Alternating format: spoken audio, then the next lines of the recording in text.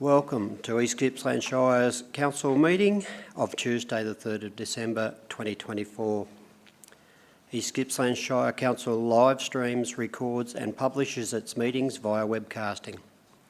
These recordings are available for viewing by the public by following the link on Council's website. During the meeting, any members of the public who are addressing the Council will have their image and comments recorded. No other person has the right to record Council meetings unless approval has been granted by the Chair. In line with the Local Government Act of 2020, councillors are able to attend Council meetings electronically or in person, and the meetings will be open to the public via live streaming. If technical difficulties are experienced with the live streaming during the meeting, we will adjourn until the issue is resolved. If technical issues can't be resolved, the meeting may be postponed to a later time or date. Recognition of traditional custodians. East Gippsland Shire Council acknowledges the Gunai Kurnai, Monero and the Bidawal people as the traditional owners of this land that encompasses East Gippsland Shire. Their enduring relationships with country, the traditional owners have cared and nurtured East Gippsland for tens of thousands of years. Council value their living culture and practices and their right to self-determination. Council pays respect to all Aboriginal and Torres Strait Islander people living in East Gippsland, their elders, past, present and future.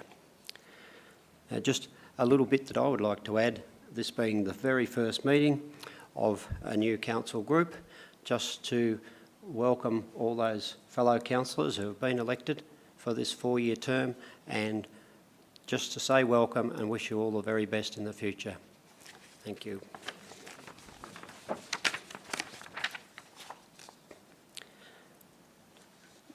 Now we have one councillor who is tuning in, live streaming. So a member's attendance can only be recorded as present at a council meeting when the member can confirm that they meet all of the following criteria. They can hear proceedings and can be heard by other members in attendance, and they can see other members in attendance and be seen by the other members. I will now confirm with Councillor Buckley attending online in turn that she can see, hear and be heard by each other, and to note assurance from her that the location she is participating from is secure to ensure confidential deliberations remain confidential. So Councillor Buckley. Indeed. Can you see and hear us? Thank you. Yes, Mayor, I can. And can you confirm that the location you are participating from is secure to ensure confidential items are dealt with in a confidential manner? Indeed it is. Thank you for that. So 1.2 is apologies. So CEO, I understand that. We have no apologies. We have a full house, Mayor. Thank you. Now, councillors, tonight we have well, firstly, 1.3, a declaration of conflict of interest, and CEO, I understand that no one has Call declared. for any conflicts of interest from members of the council or members of staff. There are none that I can see. Thank you. So I can confirm that there are no conflicts of interest for tonight's meeting. Now, at 1.4, we have the confirmation of the minutes. Now, in fact, we have two meetings to do the confirmation. Now, the first one is to confirm the minutes from the council meeting held on the 15th of the 10th, 2024. So I'd just like to ask the returned councillors, I almost got caught out, the returned councillors, because they were present at the meeting, if they would wish to. Yes, happy to move that, Mayor. Thank you, Councillor Crook. Would I have a seconder? Yes, I'll second it. Councillor Allen, thank you. So would you like to speak to the motion, Councillor Crook? Only to say that I believe the minutes are an accurate reflection of that meeting. Thank you. Thank you. And Councillor Allen? Good, thank you. So is the motion opposed? I see nobody. So would anyone like to speak for or against this motion? No. So I'll now put the motion to the vote. All those in favour? Thank you, councillors. We have passed the first minutes unanimously. Now, more recently, we actually had the statutory council meeting held on the last Tuesday evening, 26th of the 11th, 2024. So could I have a mover that these minutes be accepted? So would anyone like to move that? Councillor Travascus? And do we have a seconder? Councillor Crook, thank you. So, Councillor Travascus, would you like to speak to it? Or? Okay, no? Councillor Crook? No, thank you, Mayor. All right, okay. Would anyone else like to speak to the motion? Nobody? All right, well then, I will put this motion also to the vote for the statutory meeting minutes. So all those in favour? Thank you, councillors. Also passed unanimously. At 1.5, we have the next council meeting. Is scheduled to be held on Tuesday, the 17th of December 2024 at the Corporate Centre, 273 Main Street, Bairnsdale, commencing here at 6 p.m. Now, Ms Weigel, our CEO, at 1.6, do we have any requests for leave of absence? Thank you, Mayor. I've received no requests for leaves of absence. Thank you. Now, at 1.7, this is perhaps a sadder part of the meeting. We have condolences, and this is for two well-known members of our community, and Councillor Allen would like to speak. Thank you, Councillor Allen. Thank you, Mayor. Councillors, I'd like to move a motion of condolence to the family of Neil Hopkins on his sad passing. Neil has served as a member of the Marina Committee since 2018 and has always been a valuable and positive contributor. His work on the committee has been greatly appreciated, and he was always focused on the best outcome for berth holders. It has been an honour and a pleasure working with Neil, and on behalf of Council, I offer our sincere condolences to Neil's family. Rest in peace, Neil. Thank you, and of course we have one more. Yes, thank you, Mayor. Councillors, I would also like to move a separate motion of condolence to the family of Barry Peel. Barry is well known throughout the Shire. Peel's Ferries are an iconic institution on the Gippsland Lakes, a business that celebrated 100 years of operation in 2020. Barry passed away at the age of 83 and was actively engaged in the business until very, very recently. Throughout his life, Barry was very much a community man. A proud Rotarian, Bernie was the recipient of a Paul Harris Fellowship in recognition of his work with Rotary. In latter years, he became very involved in the Big Blokes Breakfast for prostrate awareness, helping to raise considerable funds for prostrate research. With his quirky sense of humour, Barry connected with people from all walks of life. An institution on the Esplanade in his office, he was always on for a chat. To Cheryl, Amanda, Craig, Kate and James, Council officers offers our sincere condolences. Barry, rest in peace. Thank you, Councillor Allen. So could I ask for a seconder to that message of condolence? Thank you, Councillor Crook. And would there be anyone else who wished to speak to those for those two people? Okay, all right. Well, I will put that to the vote that this be letters of condolence be sent. So all those in favour? Thank you, councillors. That is unanimous also. Now at 1.8, we have our open forum, and the first item, 1.8.1, is petitions. So, Ms Weigel, I do believe that there is a petition at this stage, but not for tabling tonight. Is that correct? Thank you, Mayor. Quite recently we received a petition calling on East Gippsland Shire Council to provide a community update on the status of the Peninsula Lakes Estate Water Mitigation Project. That has been received by officers and will be on the agenda to present to Council at our next Council meeting on the 17th of December. Thank you, Mayor. Thank you for that. At 1.8.2, we have questions of council. Now, I understand that we do have questions of council, and the CEO has two to read out, and we also have a presenter who wishes to read his own questions of council. So I think if we go with yours first, CEO. Thank you, Mayor. Yes, we have two questions from Chris Wisplier. I will read the first one and then ask our General Manager of Place and Community to come forward and respond to that. So the preamble to this question is, there are no footpath or bicycle paths along the Great Alpine Road between Lamandra Boulevard and Eastwood Road in Lucknow. Such a path would connect the rapidly expanding Brookfield Lakes housing estate with the rest of Bairnsdale for pedestrians and cyclists. Currently, it is impossible to safely walk or cycle the 500 metres between Lamandra Boulevard and Eastwood Road. Question 1. The northeast corner of Lanes Road roundabout is especially dangerous with its bottleneck and high road traffic speed. Can we expect this problem to be resolved? Thank you. Mr Stevenson. Thank you for the question, and through you, Mayor.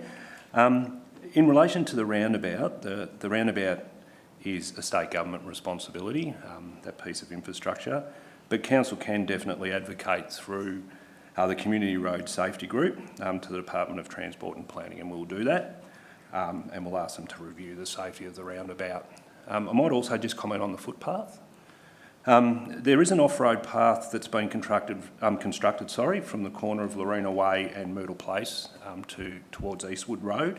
However, it is noted that the small section of path within the Eastwood Road Reserve requires upgrading to provide a more functional connection. So what we'll do is we'll ask council staff to investigate whether that's possible to upgrade that small section to make that path more functional.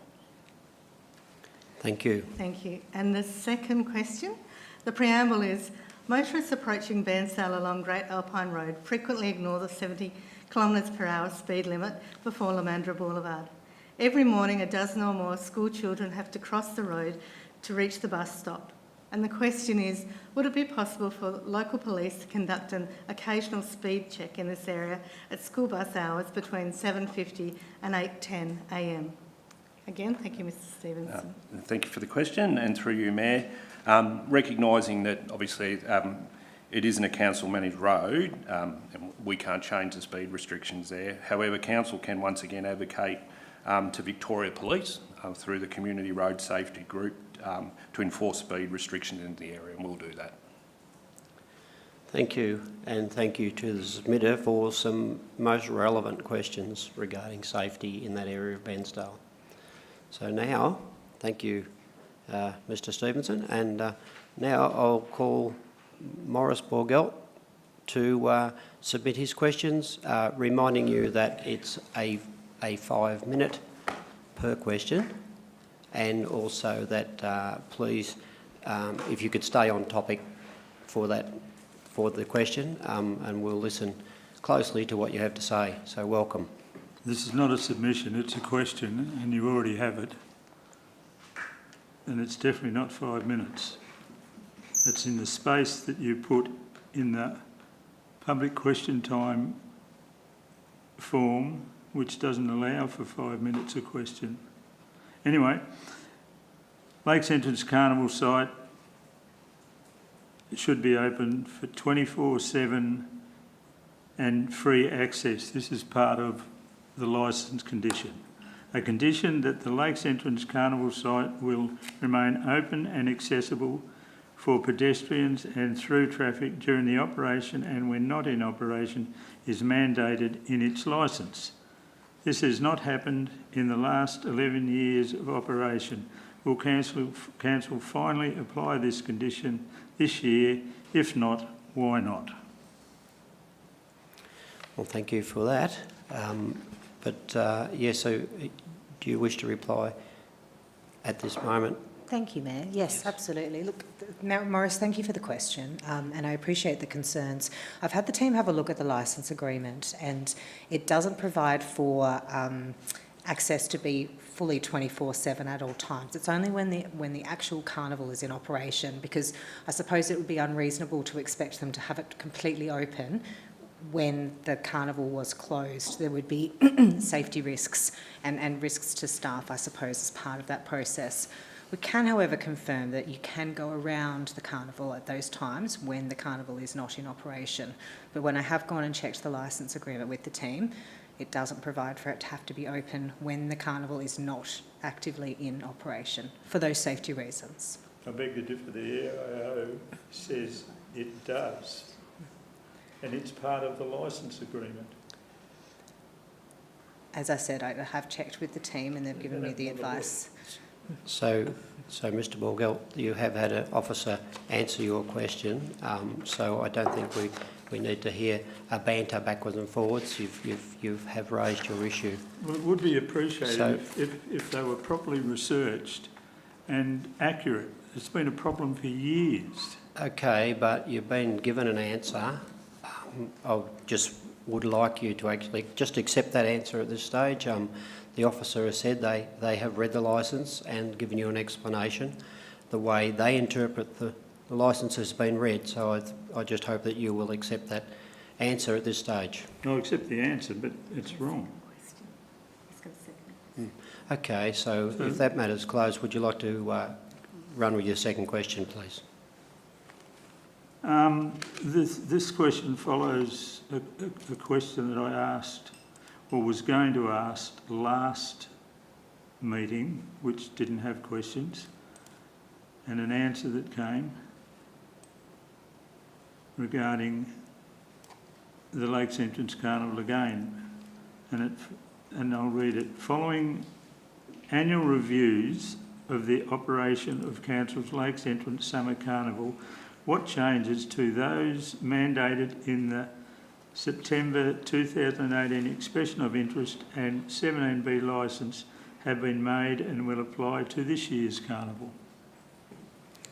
Thank you. Ms Johnson, I believe you will have an answer to that. Yeah, thanks, Mayor. Look, and thanks again, Morris, for the question. So as we outlined to you in our reply on the 27th of November, it is the same terms and conditions as the 2018 agreement, licence agreement, except for the increase in rental, which is under the lease and licensing policy of council. You've just repeated what you said last time.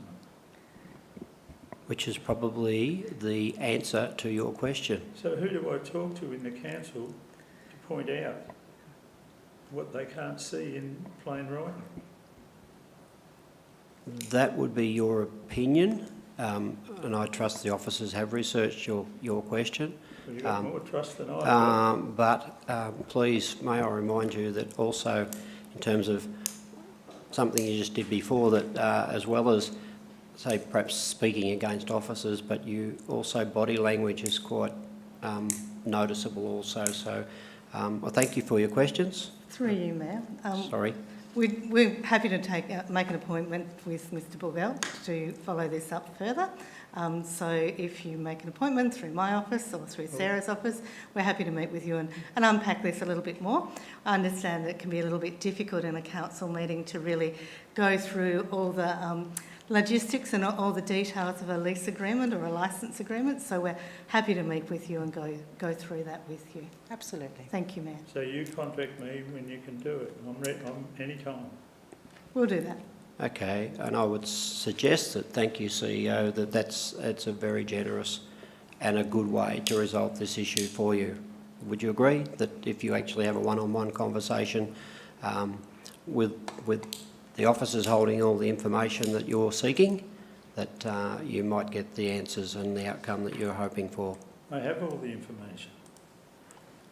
Well, on the other side of the coin is officers also have the information. So please, I think that we're just about done with your presentation this evening.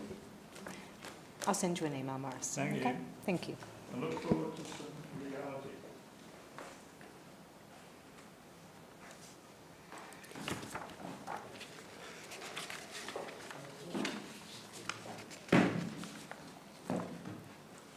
So that moves us to our,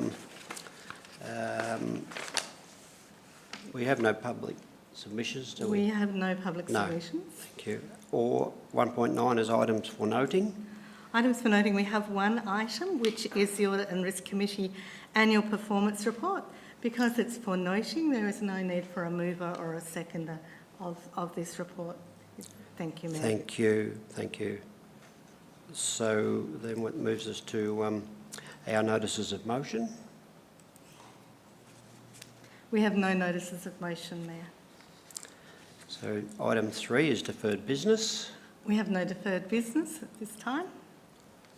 And of course, item 4, which is councillor and delegate reports, are submitted in writing for the minutes of this meeting. So we can move along to item 5, which is officer reports. And 5.1, under assets and environment. And I'd invite Mr McConnell to come forward, please, to talk us through the first item, 5.1.1, which is a contract 2025-1706, provision of electrical services. Thank you, Mr McConnell. Thank you, Mayor. Councillors, before you use the report making a recommendation about the appointment of contractors to a new panel contract for the provisional electrical services. The current contract expires in the coming months, and so with some changes in the contractors that were available, even though we had an opportunity to extend that existing contract, we made a decision to re-tender to establish a new contract and make sure that we had coverage across the municipality. So this is a contract for services, that is electrical services which are used in the maintenance of council buildings and the like, as well as some small projects. Typically, council will spend about $500,000 to $700,000 per year on electrical services in a range of maintenance and other services. And so the recommendation is, as I said, to appoint contractors who are available to do work in each of a number of different areas right across the Shire. And the intention to do that is to make sure that in each of those areas we've got suitable contractors available to undertake the work that's required. Contractors will be selected on the basis, selected for a particular job based on their price, their availability, location, their specialty and so on. And if for some particular reason it's not appropriate or they're not available or similar, there is a provision that enables us to step outside and engage other contractors if necessary, but certainly the preference and the majority of the work is engaged through the panel contractors. So, councillors, you have before you a tender evaluation report. That tender evaluation report sets out the assessment of each of those contractors against the published evaluation criteria as part of the tender, and sets out, for example, the schedule of rates, etc., for undertaking of work. So with that, councillors, you have an officer's recommendation with you, but I'm happy to take any questions you might have in relation to the overall process. Just a reminder again, if you want to talk about the detail of the tender process and the tender submissions, etc., we'll need to move into confidential. Thank you, Mr McConnell. So, councillors, you've been invited to ask questions. If you have any, just please raise your hand. Councillor Buckley, you're the first. Thank you, Mayor. So my question is in relation to process when we put out to market that these tenders are being sought, and how do we engage with remote rural communities or businesses that potentially would be able to service our satellite towns to ensure that they're aware that they have the opportunity to be able to service more locally? Because I see that although we've gained a contractor in the Mallacoota region, we don't have anyone up in the Omeo district and perhaps in some of those further flung areas. And my supplementary question would be, once it's identified that perhaps the contract is only a small one, what's the procedure in place to ensure that someone locally is contacted outside of the panel to make sure that that travel costs are not exorbitant in, for instance, changing a light bulb? Yeah, thank you. Thank you, Councillor Buckley. So when we go through the tender process, we clearly, as with all tenders, we advertise the availability of the tender. We advertise that widely for people to be to put up their hand to be eligible to undertake work for council. Depending on the circumstances, we'll also reach out to local providers and encourage them to, or at least make sure they're aware of the opportunity to provide a submission. We also do a range of things to help contractors get ready for winning work with council. So every year we have a workshop where we run through what's expected when tendering for council work at similar, and also I know the procurement team in particular do a lot of work with people just to help them, walk them through the process to make sure that they feel comfortable doing that. That said, the process is still a market response process, and so we can encourage and we can make it as easy as we can within the context of still meeting what council's requirements are, but we still need the contractor to step forward and say yes, they want to put their foot forward to be considered for council work. So, and that's what we've ended up with through this process. So as you rightly indicated, Councillor Buckley, there are some areas where we don't have a local contractor nominated on the panel, and other areas where we do have someone who has been put forward. So I think that's part of the nature of that market process. There is some defined steps within the procurement policy for us to engage people outside of the panel arrangements, and so it's our normal procurement process in that case. And we'll be looking at the circumstances of each job to work out what's appropriate. Sometimes it's a very small job. Sometimes other examples are, in particular points in time when there is a lot of work on and other contractors might be busy, we might need to move outside the panel in order to get work done in a timely manner. Thank you for that answer, and a little remiss of me because he's only taking up a small piece of the screen, fair. But also like to welcome Stephen Arnold to the meeting, who is a coordinator in this area. So any other questions from councillors? All right, well, do we have a mover for this? Thank you, Councillor Allen. And a seconder? Thank you, Councillor Farquhar. So this is going to take a little while because Councillor Allen now has to populate about 8 areas with something in the order of 5 to 6 names. So please go ahead. Start. Vanessa, would you be able to populate the officer's recommendation, please?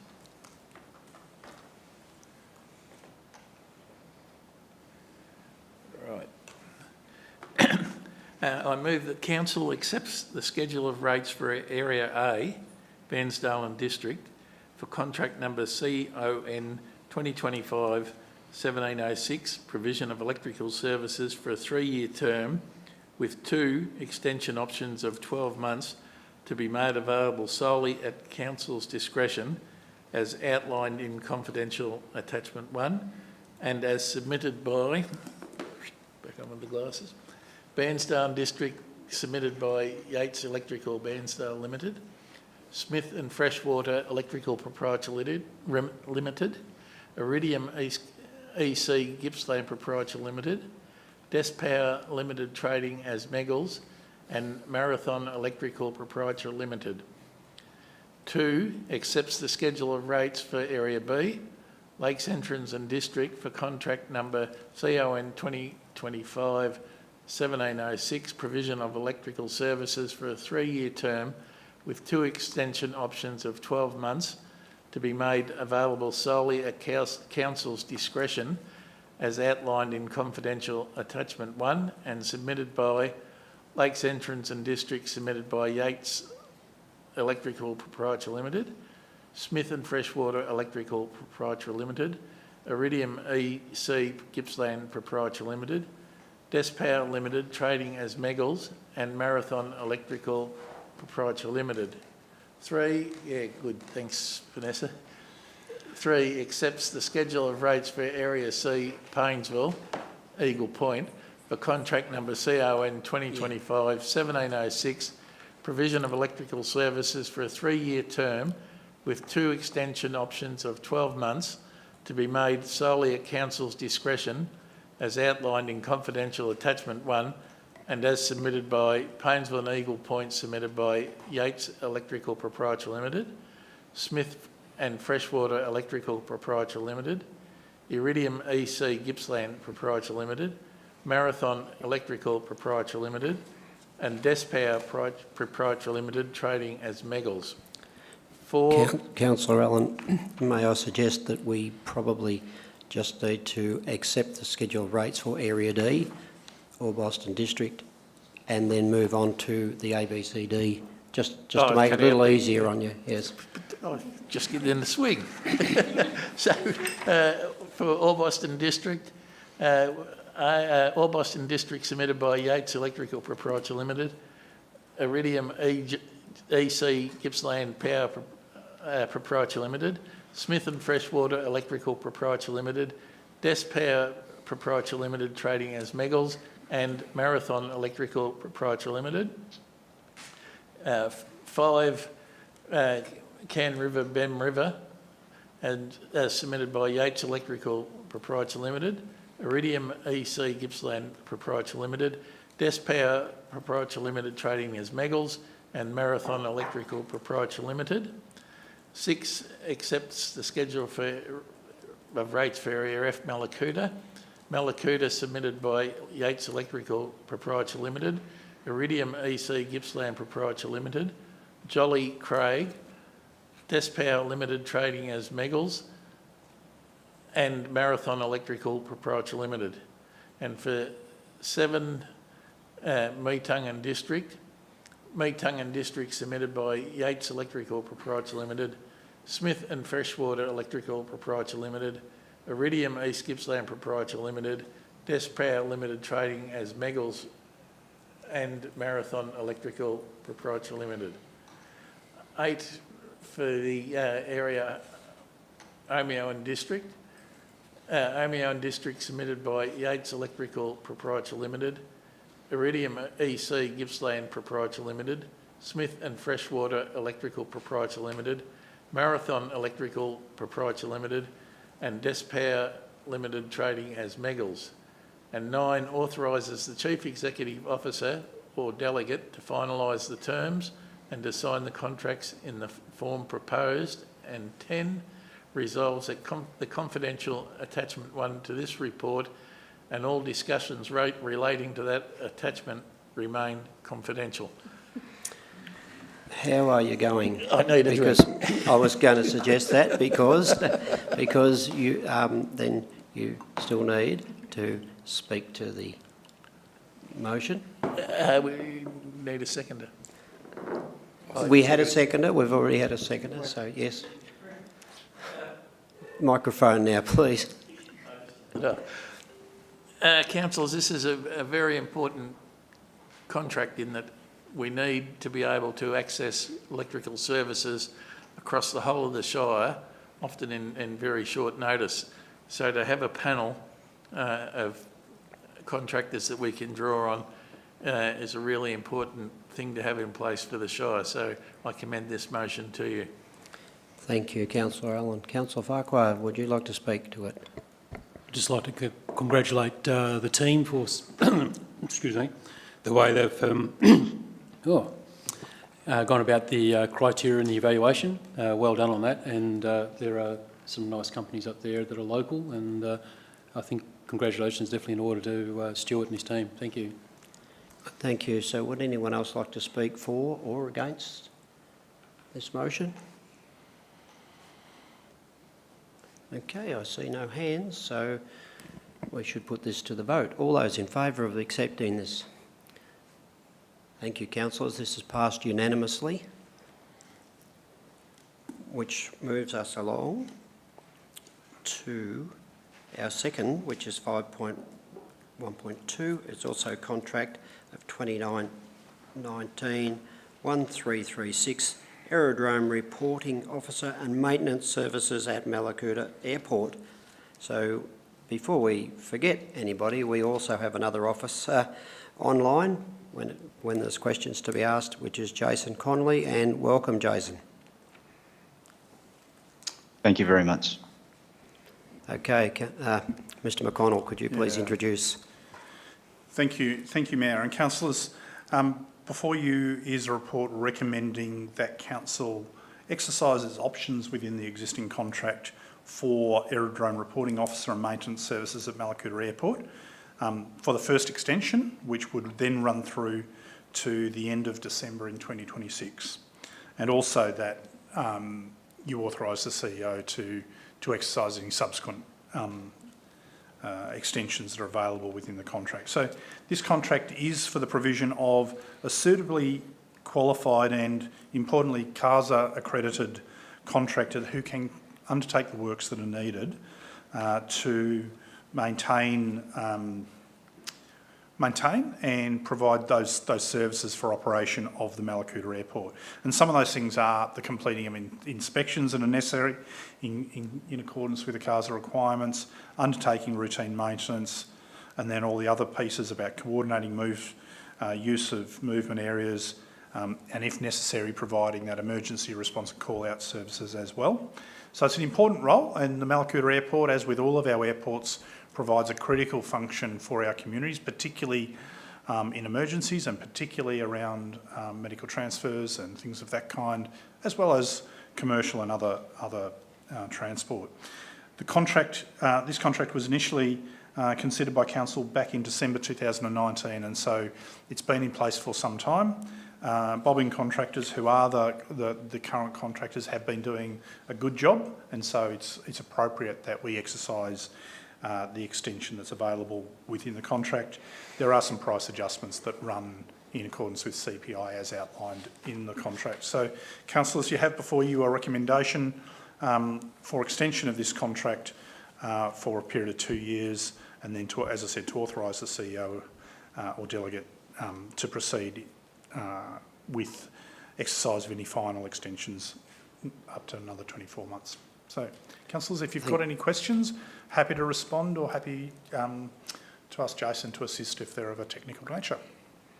Thank you, Mr McConnell. So, councillors, you've read the report, you've heard the officer's recommendation. Have you any questions? Councillor Buckley. Hi, thanks, Jason. My question, I mean, obviously this is a really important service for our community and especially for Mallacoota, and we want to make sure that we're getting best management practices and bang for our buck. So my question is the contractual amount, is that about the sort of going rate that other aerodromes would incur? Do you think, you know, as far as market value, etc., goes, are we about on par as far as the amount that we're paying for the services? So I might just respond to begin with, and then I'll ask Jason. So just a reminder, councillors, we went through a market process back in 2019. We went to the market and sought prices, and at that time, I believe, so the bobbing contractors were the successful through that market process at that point in time, and so the prices since then have only increased as per CPI. But Jason, do you have any additional information you'd like to provide in terms of just the value for money in this service? Yeah, thanks for the question, Councillor Buckley, and through you, Mayor. Look, bobbing contractors are extremely qualified in what they do an outstanding job. From what I can understand, throughout the industry, we are definitely getting our bang for buck. They understand the standards that are applied to the industry. They've just gone through refresher training through CASA standards, and certainly in such a remote area like that. But for the expertise that we have in a remote area such as Mallacoota, we're definitely getting value for money with bobbing contractors. And it's a hard qualification. We don't just have people out there with these qualifications, so I do believe we're on a winner here. Excellent. That's really good to have that. Just to feel reassured that we're in a good space there, and we've got a good rapport, and that we're meeting the industry standards and practice. So thank you very much. Thank you for your question, Deputy Mayor. Is there anybody else who'd like to ask any questions of the officers? Okay, I see none. So that moves us along to, would somebody like to move the motion? Thank you, Councillor Eastman, and we have a seconder in Councillor Buckley. Thank you. So, Councillor Eastman, if you would like to speak to it. Your microphone's not on. No, thank you. I'm happy with what's been presented. Good, thank you. And Councillor Buckley. Just to further state the importance of our aircraft networks, it plays a pivotal role in the safety of the people of Mallacoota, for their health services and for professionals to be able to fly in and out. It's my preferred choice of travel. But look, and thanks also to the officers and for the crew that are doing the good work down there. So, yeah, just keep up the great work. Thank you. And thank you for that. So anyone else like to speak for or against? No. Okay. Well, I guess we could put this one to the vote also. So all those in favour of the extension? That is passed unanimously also. Thank you. Now we have 5.1.3, which is Municipal Association of Victoria, known as MAV, Energy Sites Gas Supply Contract, EC 8310-2024. So we please ask Mr McConnell to give us a run through and his recommendations on this. Thank you.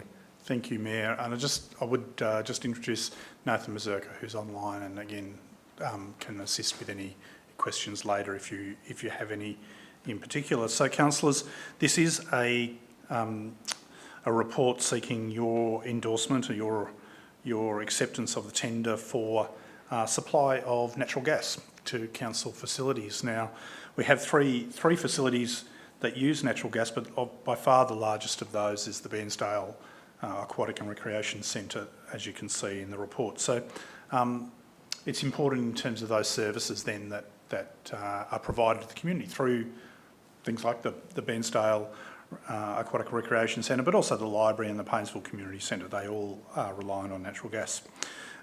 This contract is a little different, councillors, to some that you've seen in that we've participated in a process led by the Municipal Association of Victoria, which is essentially a group tender and allows us to access the group buying power of local governments in Victoria working together, and through that process to access savings that would otherwise not be available to council in the supply of gas. So you have attached to the report the confidential tender evaluation panel report, which is a MAV or Municipal Association of Victoria report. So that will look a little bit different to some that you've seen, but in that it clearly gives you a recommendation then in terms of who the preferred tenderer is in this case. And I just draw your attention to one of the attachments is then that's set out as in the form for our recommendations that you're more familiar with. So, councillors, before you is that recommendation in terms of the appointment of a supplier of natural gas for those three sites that council operates. Thank you, Mayor. Thank you, Mr McConnell. So, questions from any of the councillors? Councillor Allen, go ahead. Thanks, Mayor. Nathan, could you just confirm that this is a of-use contract, not a one that's predicated on a volume that we've got to use? So in other words, it's what we use is what we pay. Is that correct?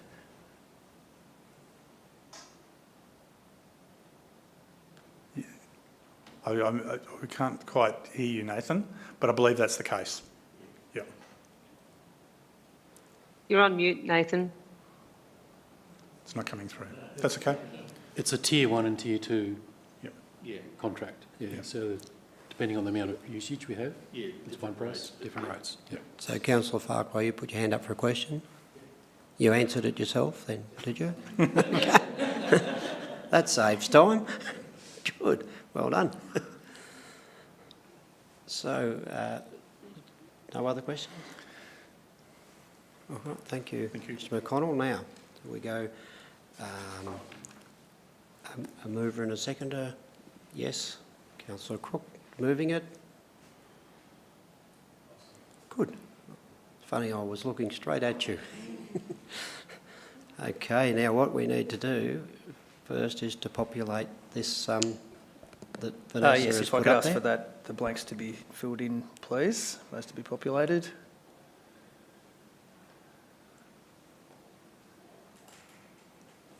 So this is to accept the tender submitted by Energy Australia for the energy site supply contract EC 8310 2024 for the period ending 31st of August 27, and authorises the Chief Executive Officer or Delegate to sign the MAV agency deed provided at confidential attachment 2, to sign the supply agreement with Energy Australia provided as confidential attachment 3, and point 2, resolves that confidential attachments 1, 2 and 3 to this report and all discussions relating to those attachments remain confidential.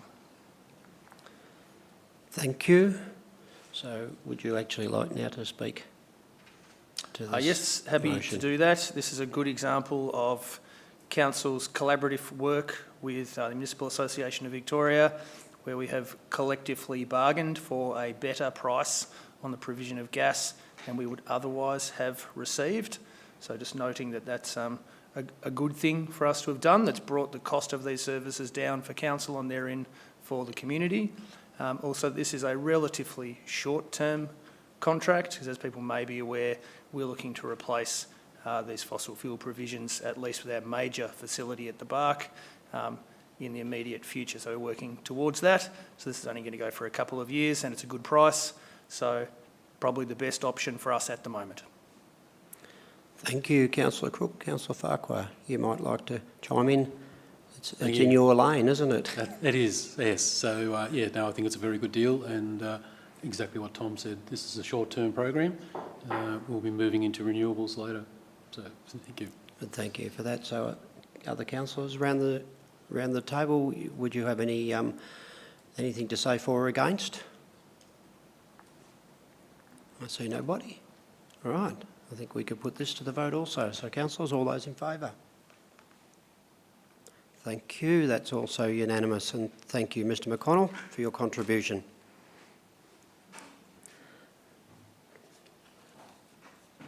Now we move along to office reports from Business Excellence at 5.2. So I'd welcome Sarah Johnson, Miss Johnson, to the microphone and ask her, please, if she could speak to 5.2.1, which is Contract 2019-1332, Provision of Pound and Shelter Services. Thank you. Thank you, Mayor. As the Mayor's outlined, councillors, before you is a report for the provision of pound and shelter services, and it's seeking to use the option to extend the current contract with Victorian Animal Aid Trust, trading as Animal Aid, for a 12-month period up until the 31st of December 2025. So a few key points for Council to consider on this particular one. Council holds a contract with Animal Aid, who provide the animal pound and shelter services to community, which is required under the Domestic Animals Act. And that states that we must accept any animal surrendered to Council. The tender process was last conducted in 2019 for these services and was awarded to Animal Aid. The initial term of the contract ends in December this year. However, there was two options to extend in the current contract for 12 months each. Over the past 6 years of the contract that we've held with them, Animal Aid have provided a consistently high quality of service to Council and to the community. They're a not-for-profit entity and are welfare-focused, and they do endeavour to rehome animals received into their care, which can take months. They also have a really large level of networks that they use to help rehome animals as well.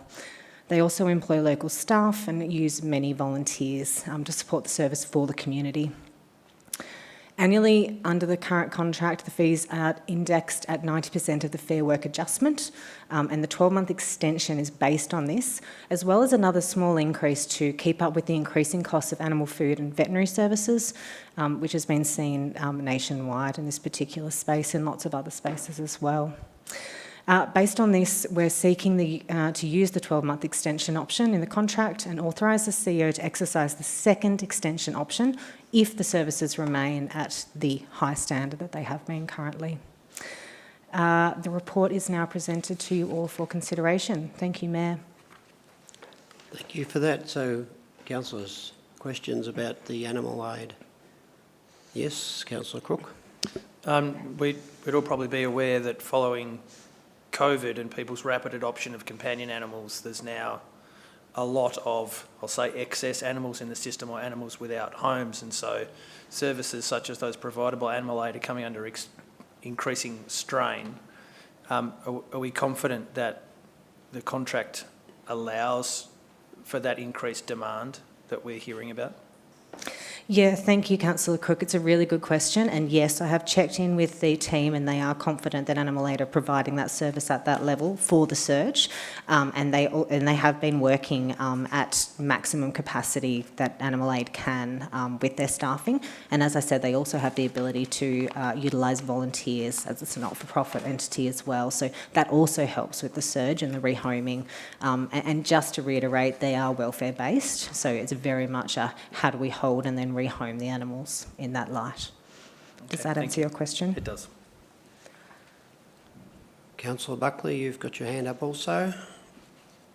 Yeah, look, thank you. I have two questions, and first of all, I just want to make a comment that this is such an important part of the organisation's work that we do, and I'd like to see a lot more advocacy and a lot more education put in around this space for our community to make wise choices when they're purchasing an animal, so that perhaps we can prevent, the disposal of them. So my question's around grants and how this is funded. Is it funded by council cash, so the ratepayers' money, or is a lot of it through state government grants, or how does that process work? Yeah, thanks, Councillor Buckley. It's a really good question, and I would have to look into it. We do get some grants for some limited parts of this service, but my understanding is that this is funded by majority through council operations or council cash. It's a substantial amount. I think a lot of people would be would raise their eyebrows that a lot of their rates are having to be used in this way. So I look forward to doing a body of advocacy work in this space. So thank you very much for that answer. Thank you, Councillor Buckley. We were just wondering if you might have been drifting towards needing to go into confidential, but we got there in the end. Thank you. So anyone else got any questions? Okay, well, we need a mover and a seconder for this. Thank you, Councillor Cook and Councillor Buckley seconding. So, Councillor Cook, would you like to speak again? Certainly. Thank you, Mayor. Look, this is obviously a really important service that our communities need. A lot of people have pets, a lot of people have animals. Sometimes they can't look after them anymore, or in this case, this is also an opportunity for people to gain new pets that they may want. So it's an important service.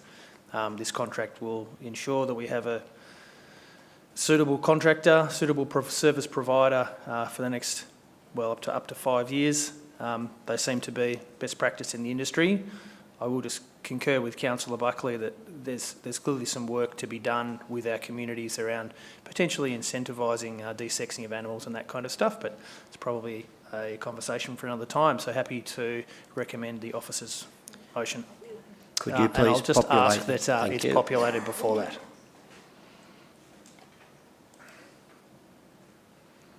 So that's to approve the first extension to contract CON 2019 1332, provision of pounder shelter services in East Gippsland to Victorian Animal Aid Trust, trading as Animal Aid for 12 months to December 31st, 2025, for the annual lump sum management fee and tendered schedule of rates, including the variation for $310,320.22, excluding GST. To authorise the Chief Executive Officer to delegate, to finalise the terms and to sign the contract in the form proposed.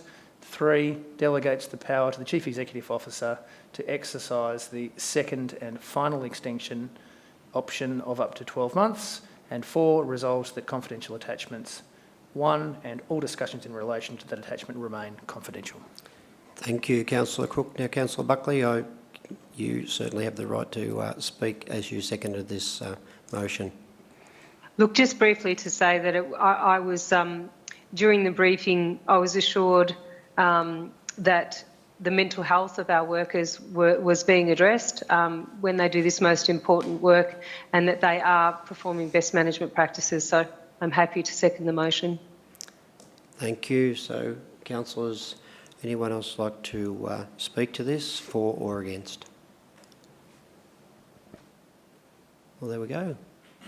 So, no more to be said. So I could put this to the vote, please. So, councillors, all those in favour? Again, unanimous. Thank you for that, Ms Johnson. And I know your time there is not over. We have also at 5.2.2 our council meeting schedule for 2025. So, if you'd like to talk to that, please. Thank you, Mayor. As you've outlined, there's a report before you titled Council Meeting Schedule for 2025, and this is seeking the adoption of the proposed council meeting dates, times and location for the 2025 calendar year. Key points for your consideration. As you all know, council meetings are held regularly to carry out the ongoing business of council. Before the end of each calendar year, council must fix the date, time and place of all council meetings and any delegated committee meetings for the following year. The proposed council meeting schedule for the 2025 calendar year has been developed to enable council to carry out its decision-making responsibilities effectively and efficiently, and to ensure that the community are aware of the meeting dates and times. Additionally, the schedule also incorporates a monthly community day, during which councillors will be engaging directly with communities across the Shire. The meetings are proposed to be the third Tuesday of every month, with an additional meeting planned in June for the adoption of the council plan and budget. The report is now presented for your consideration. Thank you, Mayor. Thank you. So, councillors, you've obviously seen this report, seen the dates. So, has anyone got questions for Ms Johnson? I see none. So, we can move ahead. Does who would like to move the motion? Councillor Allen. Somebody would like to second it, please. Councillor Farquhar. Oh, next time. Okay. Thank you, Councillor. So would you like to speak to this, Councillor Allen? Thank you, Mayor. Only to say that it's very important to know when council meetings are, and I thank the officers for presenting this schedule. Thank you. Councillor Farquhar. Did you withdraw? Okay, well, I hope that that's in the minutes, that it's actually Councillor Davis who seconded this motion. No, nothing else to add, Mayor. Good. Thank you. Anyone else like to speak to it? Perhaps Councillor Farquhar? All right. Good. All right. So, Councillor, if there's no other questions, let's just put this one to the vote also. So, all those in favour? Also unanimous. Thank you, councillors. Now at 5.2.3, we have a councillor representation policy and a councillor representation register. Please, would you like to speak to this one, Ms Johnson? Thank you, Mayor. So the report before you is seeking to adopt the council representation on internal advisory committees and external organisations for 2025 and the draft revised councillor representation policy. look, this forms part of a critical element of Council's advocacy program, is ensuring that we have properly appointed and effective representation on external and relevant external and internal advisory committees and organisations. The representation register is reviewed annually after the statutory meeting, and the register will be further reviewed in early 2025, as not all representations on committees have been filled. Councillors will have further discussions on this in the new year. Representation on the committees is guided by the council representation policy, and the policy has been reviewed with minor adjustments and changes made, including removal of reference to consultative forums, working parties and submission of written reports sections. In discussion with councillors, officers have made a slight change to the officer recommendation, which will be displayed on the screen in a minute. Thank you very much, Vanessa. So I would now like to put that back through to the councillors, through you, Mayor, for consideration.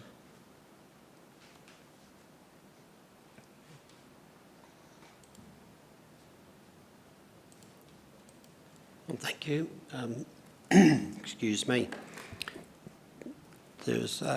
It's probably, are there any questions with regard to these alterations, which are minor in nature? And I might say too that thank you to all the councillors who have so far nominated for all these different committees and things that we meet with the community or meet with other councils. So thank you very much for your contributions going forward. So where to now? Who's going to... there's obviously no questions as far as I know. So do we have a mover for this? Sorry. I'm happy to move. Thank you. Councillor Eastman. No, you don't. And a seconder in Councillor Tavaskas. So, Councillor Eastman, would you like to speak to this motion? Yeah, look, I'd like to thank the officers for being very accommodating about the new councillor group as we work out who we are and who we think we should be advocating for across the region and representing, and giving us the time to put into play the things that we think we need to as a new group. And I'd also like to thank them for being particularly accommodating about changing the policy enough to make us feel comfortable that we can advocate openly with, particularly on the internal committees that we're participating in. So thank you. Good, thank you. Councillor Tavaskas, you got a... No, you're fine with everything? Okay, anyone else like to speak to this? For or against? No. This is easy. We're getting there. So, well, I'll have to put this one to the vote also. So all those in favour of the these people on the committees? That's unanimous also. Thank you, councillors. 5.2.4, Organisational Performance Report, July to September 2024. So we are going back a little bit, but it's a report that needs to be submitted. So once again, Ms Johnson, please introduce the item. And we have officers here whom I recognise from last time to support you or to answer questions of councillors. Thank you. Thank you very much, Mayor. As the Mayor's outlined, we've got the organisational performance report for the first quarter of 2024-2025. It is slightly delayed, and it's delayed because we're obviously in caretaker mode and went through the election period. So this is a report that we would present quarterly, and it's a legislative report to present quarterly. What you will notice though, sorry, if I just go back one more step, it provides an overview of the progress to the council plan and budget for the first quarter of 2024-2025. What we've done in the last period is we've redesigned the report to increase readability, making highlights clearer and information easier to understand, hopefully to ensure that community can be clear on our progress. This obviously clearly aligns with the principles of transparency under which we operate as well. I'm just going to outline a few of the key progress initiatives against the strategic objectives of the council plan. So 12 public spaces were activated for exhibitions and performances. The annual allocations for committees of management has commenced, allowing them to claim funding for their operating costs. Stages 1 and 2 of the Omeo mountain bike trail is open with 22 kilometres of trails to enjoy. We participated in the Bensdale Jobs Expo, the completion of all civil works for the Buchan Streetscape project, and community engagement for the Community Vision commenced with 2,500 people engaged across the Shire as part of that broad engagement phase. Moving to the second section, the finances. So the second section of the report provides the year-to-date financial performance. What we do is we measure the performance based on some key financial sustainability indicators.